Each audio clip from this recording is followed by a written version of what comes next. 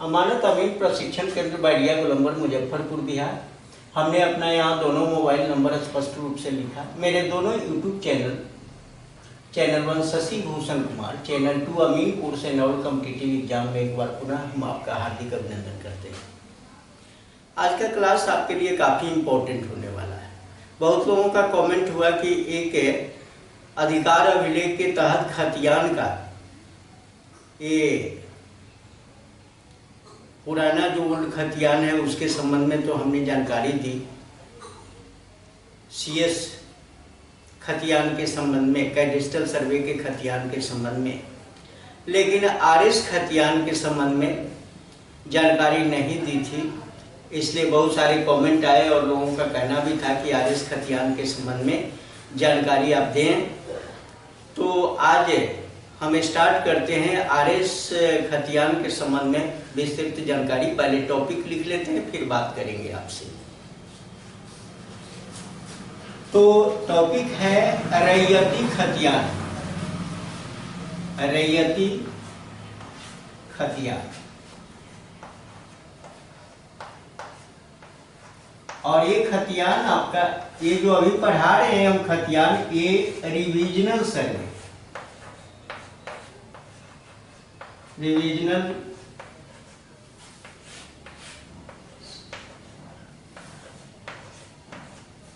सर्वे के रैयती खतियान अभी पढ़ा रहे हैं, जिसको हम RS खतियान भी कहेंगे।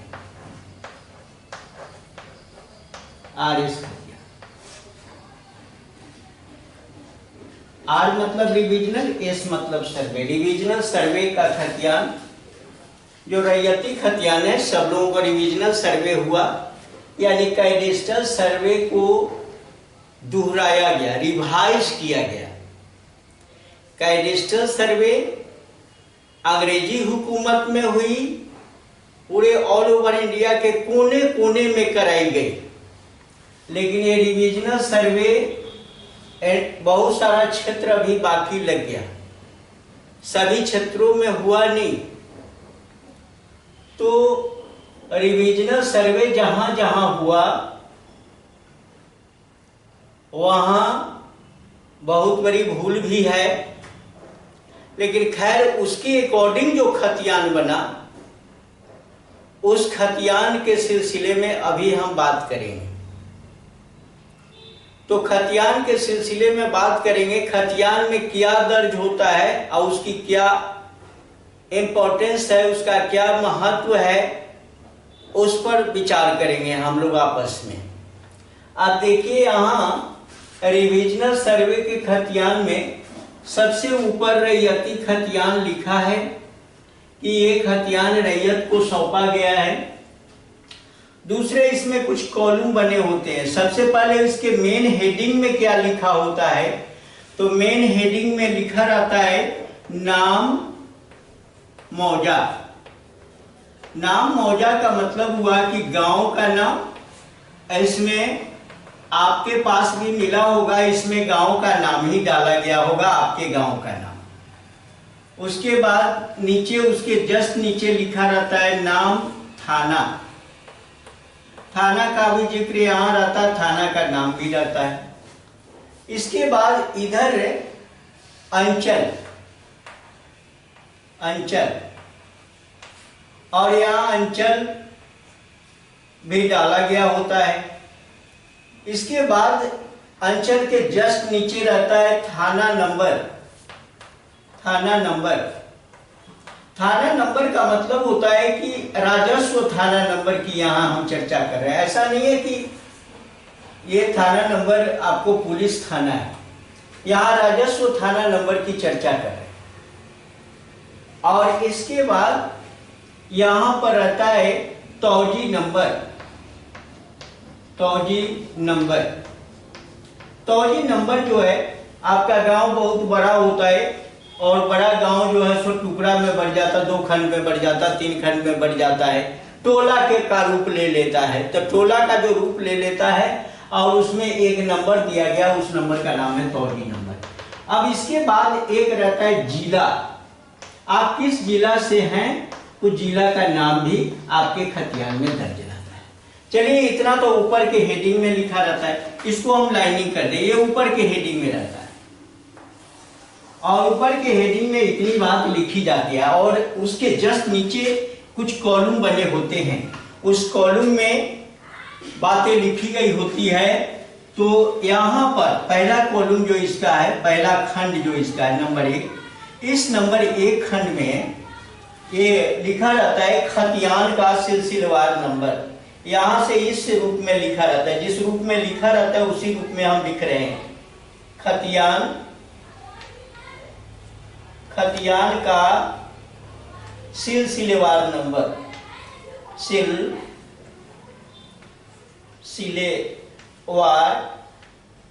नंबर, और खतियान का सिलसिलेवार नंबर इसी का नाम है खाता नंबर। इसको कहते हैं खाता नंबर। खाता नंबर, खतियान के सिलसिलेवार नंबर को हम खाता नंबर कहते हैं। एक कॉलम इसका यही रहता है और दूसरा कॉलम इसका रहता है असामी का नाम।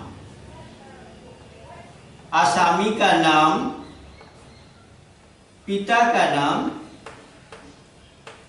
पिता का नाम,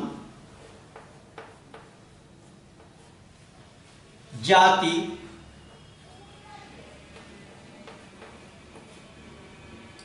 और वास स्थान,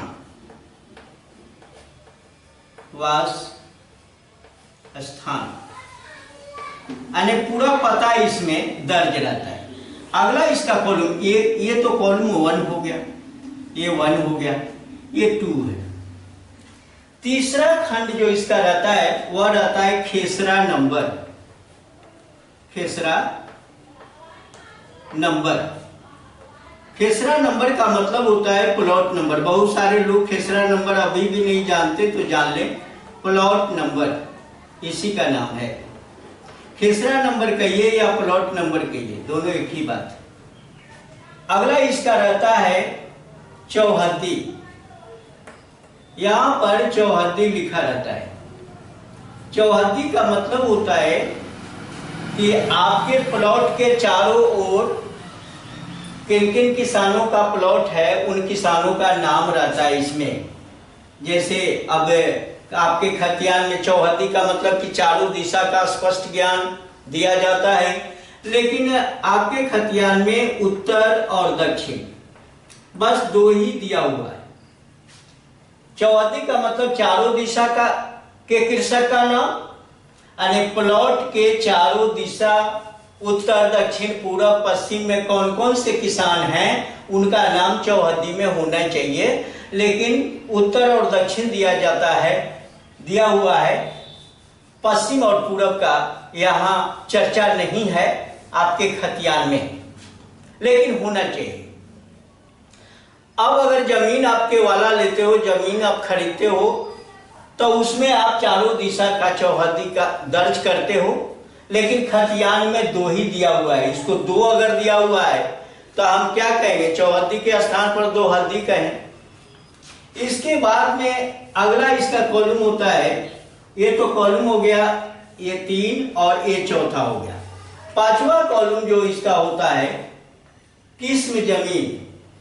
ये किस्म जमीन, किस्म जमीन का मतलब होता है टाइप्स ऑफ लैंड, यानी जमीन के ये जो प्लॉट नंबर है वो कौन सा टाइप है।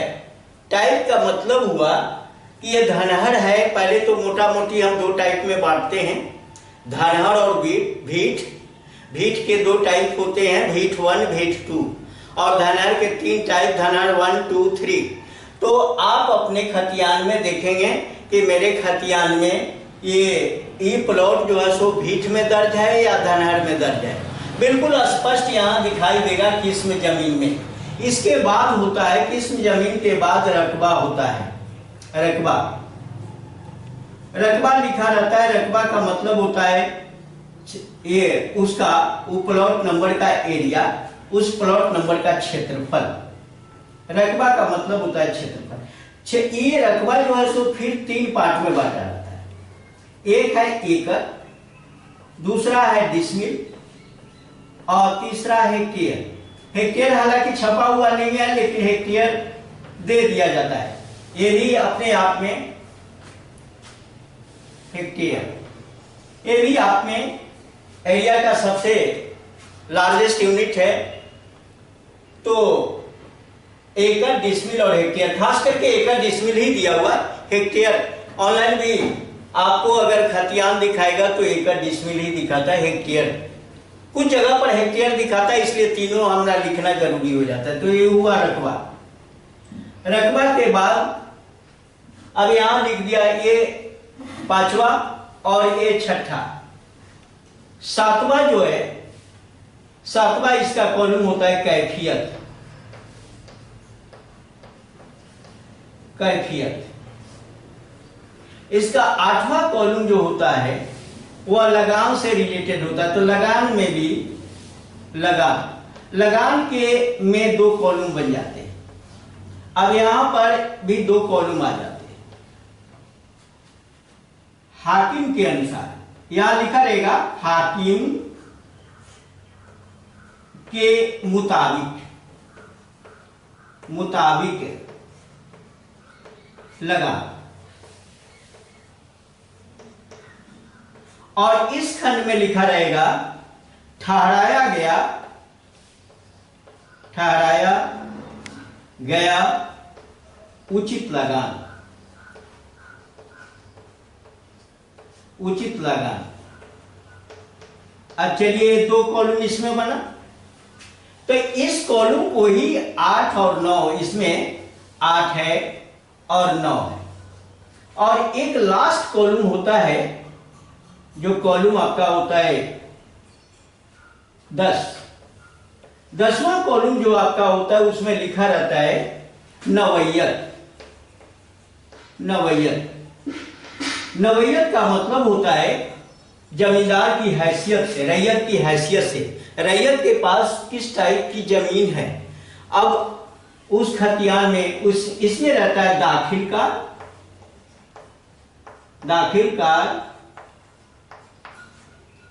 गैर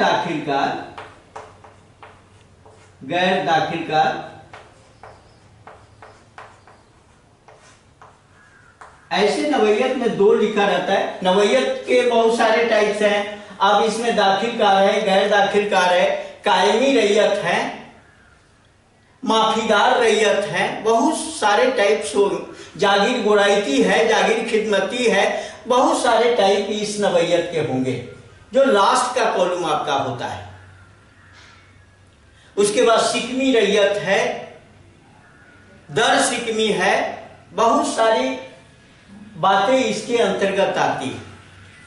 तो चलिए यहां से देख लेते हैं क्रमबद्ध। हमने कहा कि पहला जो होता है वह खाता नंबर होता है। तो खाता नंबर होता है, एक खाता नंबर क्या है, तो खतियान का सिलसिलेवार नंबर। मान लो कि कोई भी खाता है, खाता नंबर अगर 65 है, 65 है, हालांकि हिंदी में लिखा हुआ है, हिंदी में दर्ज है, ये अंग्रेजी में नहीं लिखा हुआ, लेकिन अंग्रेजी में इसलिए हम लिख दे रहे हैं कि ताकि सब लोग पढ़ सके। हिंदी में कुछ लोगों को पढ़ने में प्रॉब्लम होता है। खाता नंबर आपके खतियान में इस कॉलम में दर्ज होगा। और दूसरा कॉलम जो है, आसामी का नाम, पिता का नाम, जाति और वास स्थान। इसमें रैयत का नाम दर्ज होगा, कुछ भी होगा, रैयत का नाम ABCD जो भी अपना ले लो, है ना। रैयत का कुछ भी नाम रख सकते हैं। रैयत का नाम क रख दिया, हिंदी में रख दिया, कोई दिक्कत नहीं है। उसके पिता का नाम भी रहता है, उसमें पता भी रहता है और जाति भी रहती है। और प्लॉट यहां पर है खेसरा नंबर। खेसरा नंबर अगर यहां है खाता 65 का खेसरा, ये 1370 खेसरा है, तो लिखा खाता 65, रैयत का नाम का ये खेसरा नंबर 1370 और चौहद्दी में इसके उत्तर में, उत्तर और दक्षिण दो ही रहता है, उत्तर और दक्षिण, उत्तर में बी हो गए और दक्षिण में सी हो गए। ए को बी सी छोड़ दीजिए, ग और घ कर देते हैं, ख और ग। चलिए अब यहां पर उत्तर दक्षिण हो गया। Types of land, types of land में अगर लिखा, इसमें लिखा रहेगा स्पष्ट, जैसे धनहर 1 है तो यहां पर लिखा रहेगा धनहर। आप अपने वो खतियान में देखेंगे धनहर 1 इस टाइप में लिखा रहेगा। धनहर 1 है तो 1 लिखा रहेगा, धनहर 2 है तो 2 लिखा रहेगा, है ना, इस तरह से लिखा रहेगा। उसके बाद में अब इसका टाइप, अब इसका एरिया क्या है। अब ये प्लॉट अगर बड़ा है तो ये प्लॉट बड़ा भी हो सकता है, छोटा भी हो सकता है। तो बड़ा और छोटा हो सकता है, तो उसमें धनहर 1 है और इसका रकबा जो है, रकबा एकड़ के सामने, एकड़ के सामने लिखा हुआ 0। फिर यहां डिसमिल, डिसमिल में क्या दिया हुआ है, डिसमिल में दिया हुआ है 12 डिसमिल, तो यहां पर 12 लिखा हुआ है। एकड़ के सामने 0, डिसमिल के सामने 12 और हेक्टेयर के सामने यहां पर हेक्टेयर भी चेंज करके लिखा हुआ है। अब 12 ये डिसमिल है, इसको हेक्टेयर में आप चेंज करिएगा तो 0.049। थोड़ा सा इस कॉलम को बढ़ा दें तो ज्यादा स्पष्ट रहेगा, कारण कि देखने में आपको कष्ट ना हो। इसी को ए हेक्टेयर में हम चेंज कर रहे हैं। 0 एकड़ हो गया, 12 डिसमिल में आ गया और हेक्टेयर में इसको चेंज करते हैं 0.04 और 9, इतना हेक्टेयर हो गया। इस तरह से कैफियत ये हाकिम का एक खंड होता है। कैफियत ये हाकिम के लिखने के लिए एक खंड है। जैसे आप देखते हैं कि किसी स्कूल में आपके बच्चे पढ़ते हैं और परीक्षा देते हैं, परीक्षा देने के बाद में किस टाइप का उसको मार्क्स आया, किसी को एक्सीलेंट मिलता है, किसी को वेरी गुड मिलता है, किसी को गुड मिलता है, तो वो रिमार्क दिया जाता है। वो समझिए कि ये कैफियत एक रिमार्क के रूप में है कि अगर कुछ भी इसके संबंध में कुछ विशेष बातों का जिक्र करना होगा तो हाकिम कैफियत वाले खंड में करेंगे, नहीं जिक्र करना होगा तो यही ब्लैंक रहेगा। ज्यादातर लोगों का ब्लैंक ही मिलेगा, आप देखेंगे। या हो सकता है कि कैफियत में क्या किया कि भाई यहां कैफियत है, कैफियत में कुछ लगान के सेंस में ही लिख दिया अलग से। तो चलिए ये हाकिम के आदेश के अकॉर्डिंग इसमें काम होता है। अब यहां एक लगान का कॉलम है। लगान में क्या होता है, एक बे लगान भी बातें आती है। बे लगान, बे लगान, बे लगान का मतलब होता है कि एक तो जमीन का बहुत सारा टाइप, एक पर लगान लग रहा है, एक पर लगान नहीं लग रहा है। और लगान अगर नहीं लग रहा है तो उसके कारण क्या है। लगान लग रहा है तो लगान का जिक्र होगा इसमें, लगान नहीं लग रहा है तो क्यों नहीं लग रहा है इसके कारण का जिक्र होगा इस खंड में। और लास्ट वाला जो है आपका नवैयत, दाखिलकार, गैर दाखिलकार, दाखिलकार गैर दाखिलकार की चर्चा हमने पिछले वीडियो में हम कर चुके हैं।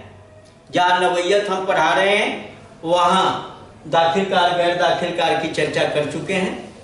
इसमें अगर दाखिलकार है, मोटा मोटी एक सिंपल सा आप ले लें कि आपके पास जमीन का कोई पेपर नहीं है और 12 वर्ष से अधिक समय से एकदम किसी जमीन पर शांति पूर्वक आप अधिकार रखे हुए हैं, कहीं कोई कलह नहीं है, कहीं की कोई विरोधाभास नहीं है, गवर्नमेंट की जमीन है। 12 वर्ष इस फील्ड में 12 वर्ष का एक युग माना जाता है। जब उसी अवधि में सर्वे आ गया और चौहद्दी के लोगों ने ये स्पष्ट किया, आपसे पेपर मांगा गया, आपने पेपर प्रेजेंट नहीं किया।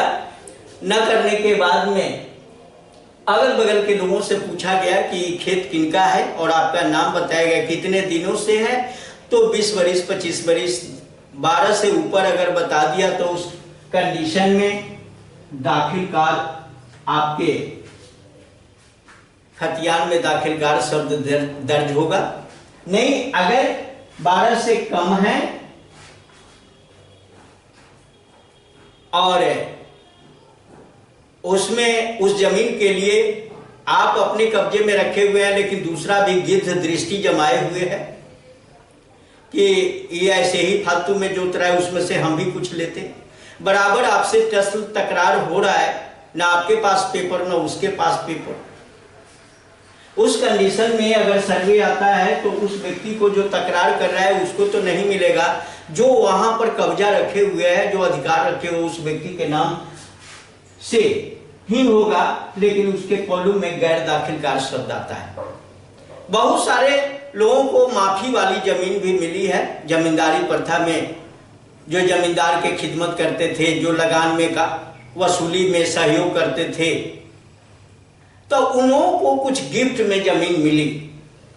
उसी नवैयत के अंतर्गत हम बात कर चुके हैं आपसे कि कुछ दान दिया जाता है, जमीन ऐसे दान स्वरूप दे दिया जाता है, तो उसमें शिवोत्तर है, ब्रह्मोत्तर है, भट्टोत्तर है, इन सारी चीजों की चर्चा हमने उसमें करी। तो नवैयत का बहुत सारा रूप हो सकता है। अगर इसको हम ले लें तो दो चीजों के रूप में इसको हम देख सकते हैं। टाइप्स ऑफ रैयत, रैयत के प्रकार, और टाइप्स ऑफ लैंड। अगर जमीन आप जोत रहे हो तो वो किस टाइप का जमीन है, लेकिन नवैयत को ज्यादातर हम टाइप्स ऑफ रैयत के अकॉर्डिंग अगर देखें तो ज्यादा वैलिड होगा। कारण कि ये दाखिलकार तो रैयत होता है, गैर दाखिलकार रैयत होता है, इसके बाद कायमी रैयत होता है, जागीर गोरायती रैयत होता है, जागीर खिदमती रैयत होता है। इस कुछ रैयत माफीदार होते जो बिल्कुल उनको आज उनके खतियान में, खतियान के इस कॉलम में लिखा हुआ है जागीर गोरायती, जागीर खिदमती, तो उनको लगान देना नहीं है। किसी के खतियान में लिखा हुआ है ब्रह्मोत्तर, शिवोत्तर, भट्टोत्तर, उनको लगान नहीं देना। ऐसे कमेंट भी आपका आया हुआ है, तो मैं विशेष रूप से शिवोत्तर और ब्रह्मोत्तर का एक क्लास अलग से देना चाहूंगा। फ्यूचर में कभी समय मिले तो निश्चित रूप से उसमें दूंगा। खतियान का तो एक खंड हो गया, और खंड को हमने बारीकी से बताया भी कि ये खाता नंबर है, दूसरे में आसामी का नाम, पिता का नाम, जाति और वास स्थान, इसके बाद खेसरा नंबर जिसको प्लॉट नंबर के नाम से जानते हैं, चौहद्दी उत्तर दक्षिण उसमें दर्ज है। कौन? ये आरएस खतियान की मैं चर्चा कर रहा हूं। टाइप्स ऑफ लैंड, धनहर वन लिखा हमने, रकबा एकड़, डिसमिल, हेक्टेयर तीनों में बता दिया। एकड़ में कुछ नहीं था इसलिए 0 लिखा, डिसमिल में 12 डिसमिल था तो 12 लिख दिया, और 12 डिसमिल को ही कन्वर्ट करके हमने लिख दिया 0.049। एक आदमी का कमेंट हुआ कि भाई हेक्टेयर पर विशेष रूप से वीडियो बनाया जाए, तो हेक्टेयर पर वीडियो बना हुआ है, आप हमारे चैनल पर सर्च करके देख सकते हो, वीडियो बना हुआ है। वीडियो का पुनरावृत्ति करने से क्या लाभ, वहीं जाकर वीडियो आप देख लें। 1 डिसमिल से लेकर, उसमें हमने यह बताया है कि 1 डिसमिल से लेकर 100 डिसमिल तक को हम कैसे हेक्टेयर में चेंज करें, इस पर विशेष रूप से उस वीडियो में हमने चर्चा करी। और 100 डिसमिल तक अगर हम पहुंच गए तो चाहे 500 डिसमिल का हेक्टेयर में चेंज करना हो, 250 डिसमिल है, 150 डिसमिल है, 400 डिसमिल है, आराम से उस नियम को अगर आप समझ लेते हो तो आराम से चेंज कर लेते हो, कहीं कोई परेशानी नहीं होती। लेकिन हाँ, वीडियो देखने के बाद अगर परेशानी होती है तब आप बता सकते हो कि वहाँ परेशानी है, तब हमारा ध्यान उस पर केंद्रित होगा, तो और विशेष बातों का जिक्र हम करेंगे उसके तहत। लेकिन ये डिसमिल कन्वर्ट टू हेक्टेयर का वीडियो डल चुका है, कैफियत हमने बता ही दिया। लगान क्या है? अब इस लगान कॉलम में बातों का जिक्र होता है। जिक्र क्या होता है? जैसे खाता नंबर 65 है, यहाँ खाता नंबर 65 है, लेकिन एक आदमी का केवल एक खाता नहीं होता। हमने यहाँ पर ये खाता 65 लिखा। खाता 65 में हो सकता है कि एक भी प्लॉट हो, एक ही खेसरा हो, या एक से अधिक खेसरे हो, 10, 20, 25, जो उस पेज में, पेज के दोनों साइड लिखना है, पेज में जितना कवर होगा वो पूरा का पूरा लिखा जाता है। 20, 25 तक प्लॉट नंबर एक खाता में हो सकते हैं, आगे भी उसका माने वो खतियान वाला प्रोफॉर्मा में जितना कॉलम बना हुआ पूरे कॉलम में हम खेसरा नंबर लिख सकते हैं। तो एक भी हो सकते हैं, एक से अधिक भी हो सकते हैं, यह नहीं कि लिमिट किया हुआ है कि इतना अधिकतम इतना होगा, ऐसा कुछ है नहीं। एक खाता में एक भी खेसरा हो सकता है और एक से अधिक भी हो सकता है। चौहद्दी एक मीनिंग रखता है। ये खतियान में तो 2 हद्दी लिखा हुआ है, चौहद्दी कहते हैं, कॉलम बना हुआ है, लेकिन 2 साइड लिखा हुआ है तो इसको क्या कहेंगे? चौहद्दी का मतलब होता है कि चारों दिशा में, उस प्लॉट के चारों दिशा में किन किन किसान का खेत है, उन किसान का नाम यहां पर दर्ज करना है। लेकिन केवल उत्तर दक्षिण दर्ज होता है। टाइप्स ऑफ लैंड आप समझ गए, 5 गो टाइप, इसमें 5 टाइप में कौन है उसको लिख देगा। भीट 1, भीट 2, धनार 1, धनार 2, धनार 3, इसमें किस्म दर्ज होगा।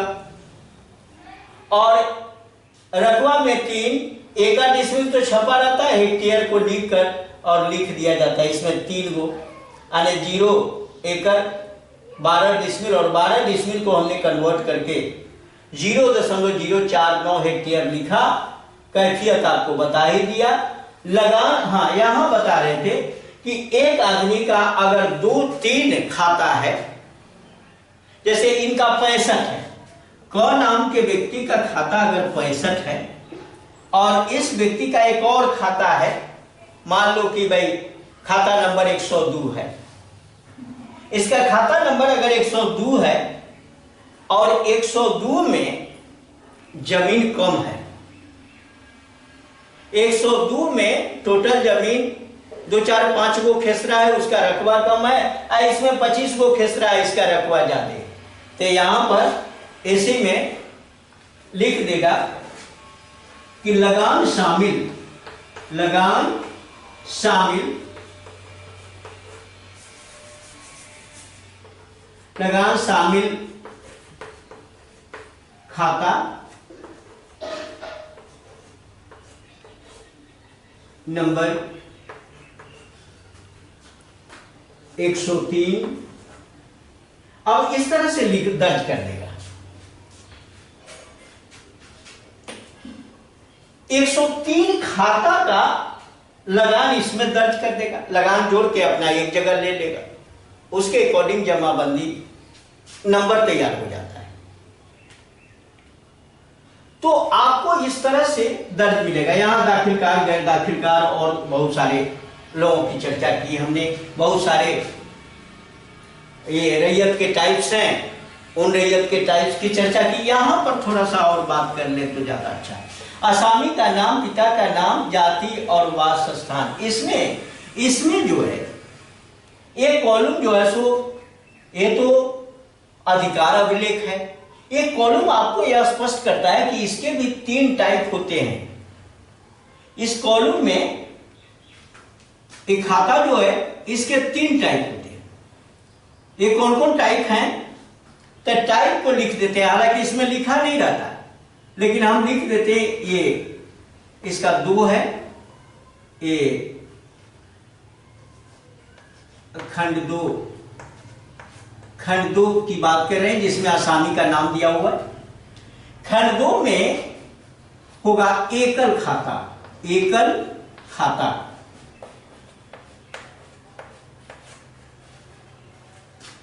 एकल खाता,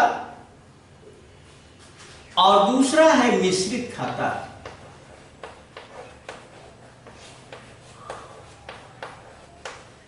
और तीसरा है संयुक्त खाता।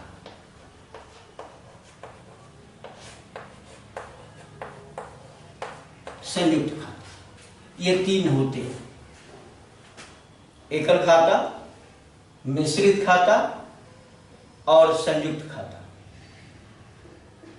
अब एकल खाता क्या होता है?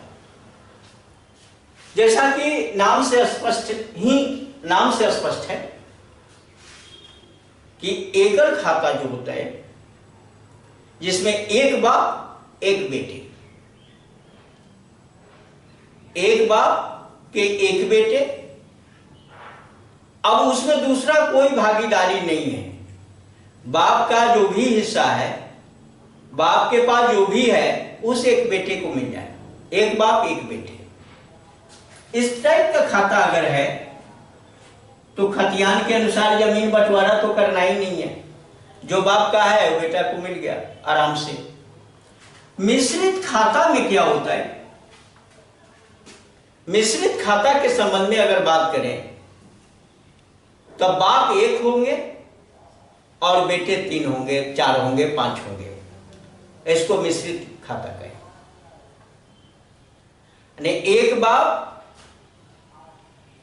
2, 3, 4 या उससे भी अधिक बेटे होंगे तो उसको मिश्रित खाता कहते हैं। और यह संयुक्त खाता।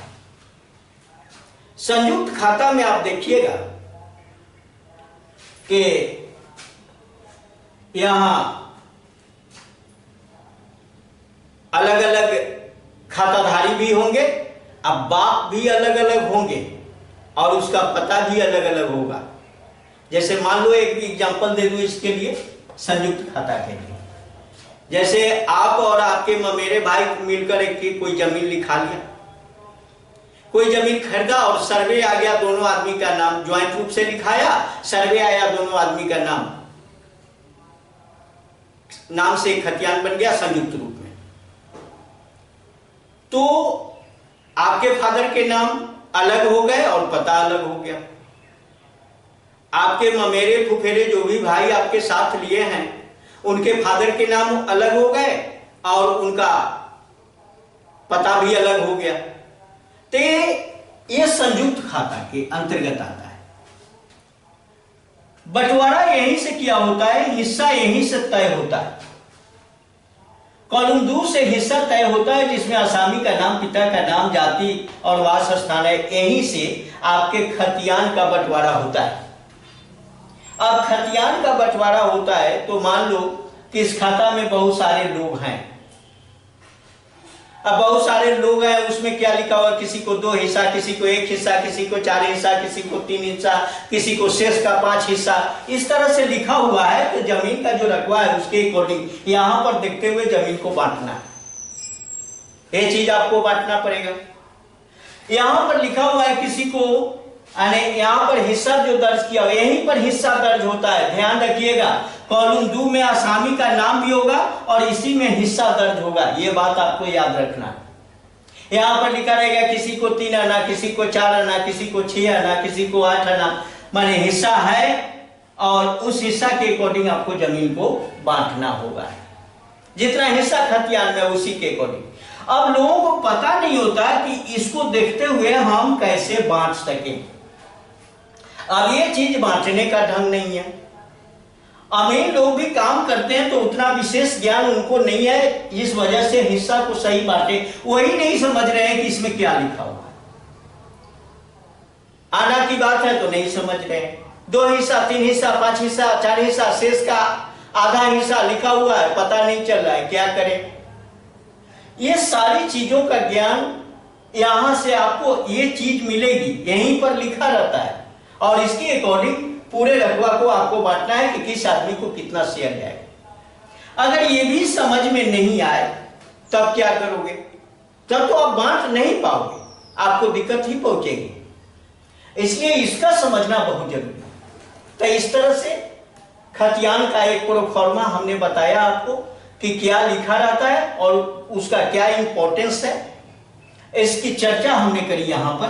पहला नंबर खाता नंबर, दूसरा आसामी का नाम, पिता का नाम, जाति और वासस्थान, यहीं से आपका हिस्सेदारी भी तय होता है। तीसरा कॉलम हो गया खेसरा नंबर जो एगो डाल दिए हैं। चौथा चौहद्दी हो गया। पांचवा जो है सो किस्म टाइप्स ऑफ लैंड। छठा में एकड़, डिसमिल, हेक्टेयर जो रकबा लिखा हुआ वो रकबा हम तीनों में बता दिया आपको। कैफियत लिखा हुआ है जो हाकिम का विशेष कुछ सुझाव होता है तो उसमें हाकिम के लिए खंड बना हुआ है। इसमें लगान बेलगान दो चीजें हैं। हाकिम के मुताबिक लगान जो दिया गया सो और ठहराया गया उचित लगान है सो। और लास्ट में नवैयत की चर्चा भी हमने करी।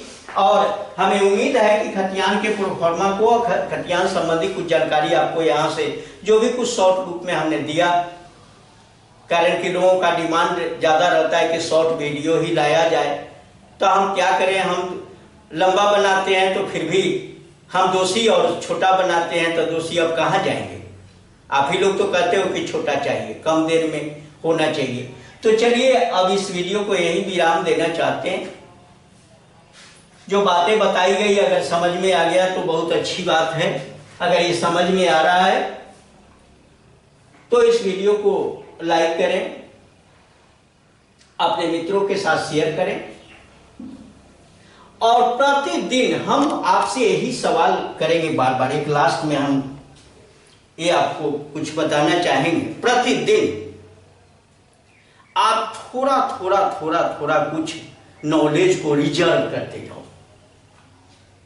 कारण ज्यादा कुछ नहीं लेना, थोड़ा ही लेना। एक दिन में कोई विद्वान नहीं बनता, धीरे धीरे वह आगे बढ़ता है। थोड़ा अपने आप में हर युवा पीढ़ी को हम यहां से कुछ संकेत देना चाहेंगे कि हर युवा पीढ़ी प्रतिदिन अपने आप में कुछ नया फर्क लाए। थोड़ा ही फर्क लाए। जब आप थोड़ा फर्क लाएंगे तो एक दिन बहुत बड़ा फर्क हो जाएगा। एक दिन बहुत बड़ा फर्क हो जाएगा। वही फर्क आपको मुकाम तक ले जाएगा, ऊंचाई तक उठा देगा। फिर आपका मुकाबला कोई नहीं कर सकता। इसलिए धैर्य रखिए, गंभीरता से किसी चीज का अध्ययन करिए, पढ़िए और इन चीजों को लिखिए बार बार। लिखना बहुत जरूरी है। लिखना इसलिए जरूरी है कि जो चीज आप लिख देते हैं वो आपके जेहन में टिक जाती है। वो आपके अवचेतन मन में एक ड्राफ्टिंग उसका हो जाता है और वो बात जैसे याद करोगे तुरंत निकल जाए। वीडियो देखे छोड़ दिए, लिखे नहीं। कुछ जानकारी हुई, चलो भाई छोड़ो, अब दूसरा। देखिए ऑनलाइन और ऑफलाइन में फर्क तो होते ही। मैं थोड़ा सा फर्क बताना चाहूंगा। ऑनलाइन क्लास अभी दिया जा रहा है। ऑनलाइन आपको आपके लिए बताया गया, समझाया गया या वीडियो डाल दिया गया वहां पे यूट्यूब चैनल पे। तो क्या हुआ, यूट्यूब चैनल पर गया, चैनल को लोग खोला, देखा। कभी कोई आ गई, वीडियो को बंद किया, चले गए, आधा अधूरा, ज्ञान ही नहीं हुआ, फिर वो वीडियो भाग गया। तो लिटिल नॉलेज वेरी डेंजरस। हमने कहा कि भाई, और ऑफलाइन ट्रेनिंग सेंटर पर क्या होता है कि हमारे साथ रूबरू, आपको अगर इरादा नहीं भी करता फिर भी मेरे क्लास में बैठे रहते हो और उसमें बहुत सारी बातों का जिक्र करते, कुछ मोटिवेशनल बातें भी बताते रहते। आप में एक अट्रैक्शन पावर भी होना चाहिए। एक पावर जब तक जागृत नहीं होगा आप आगे नहीं बढ़ोगे। थोड़ा फर्क लाओ। लास्ट में एक लाइन मैं बताना चाहूंगा आपको, वह है, एक लाइन तो बताया कि थोड़ा फर्क लाओगे तो एक दिन बहुत बड़ा फर्क होगा। और प्रतिदिन अगर आप इंसानियत की तरह आप आगे बढ़ना चाहते हो, बहुत ज्ञान अर्जन करना चाहते हो, अपने आप को ऊंचाई तक ले जाना चाहते हो, तो एक सवाल प्रतिदिन अपने आप से पूछो और उसका जवाब अपने दिल से ही लो, अपने मन से ही लो, ढूंढो। अगर जवाब सकारात्मक है तो समझो कि हम ऊंचाई को निश्चित रूप से छू लेंगे, आगे निश्चित बढ़ना ही बढ़ना। वो सवाल क्या है, उस सवाल को मैं एक बार आपके समक्ष रख दूं। प्रतिदिन आप अपने आप से पूछिए कि आज मैंने अपने लाइफ के लिए क्या किया। बस यही सवाल, दूसरा कुछ नहीं पूछना। आप अपने आप से पूछो प्रतिदिन कि आज मैंने अपने लाइफ के लिए क्या किया।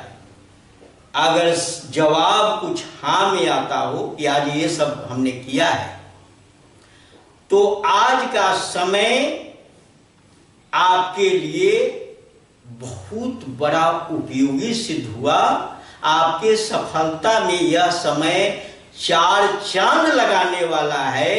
अगर जवाब आया कि नहीं, आज कुछ नहीं किया, तो इसका मतलब यह है कि आज अपने समय को आपने बर्बाद कर दिया है। और इस तरह से अगर बर्बाद करते रहोगे तो फिर लाइफ कब सुधरेगा? जीवन तो क्षणभंगुर है ना, ज्यादा टिकना नहीं है। हम बहुत कम दिन के लिए यहाँ, और इसी कम दिन में बहुत कुछ सीख लेना है, बहुत कुछ समझना है, बहुत कुछ जानना है। तो चलिए अब देर न करते हुए, अगर ये वीडियो आपको अच्छा लगा तो इस वीडियो को लाइक करें, अपने मित्रों के साथ शेयर करें। अगर हमारे चैनल पर आप नए हो तो हमारे चैनल को, जो अमीन कोर्स के लिए एक दूसरे का पूरक चैनल है, चैनल को सब्सक्राइब करें, बेल आइकन भी दबा लें कि प्रतिदिन अल्टरनेट वीडियो जा रहा है उसका लाभ भी आपको मिल सके। जमीन सबके पास है, ज्ञान सबको चाहिए, और अमीन बनना है तो मेरे ऑफलाइन ट्रेनिंग सेंटर अमानत अमीन प्रशिक्षण केंद्र बैरिया गोलंबर मुजफ्फरपुर आपका स्वागत करता है। थियरी और प्रैक्टिकल हमारे साथ रहकर रूबरू होकर सीखें और अपने लाइफ में एक कामयाबी को हासिल करें। बहुत बहुत धन्यवाद। जय हिंद, जय भारत।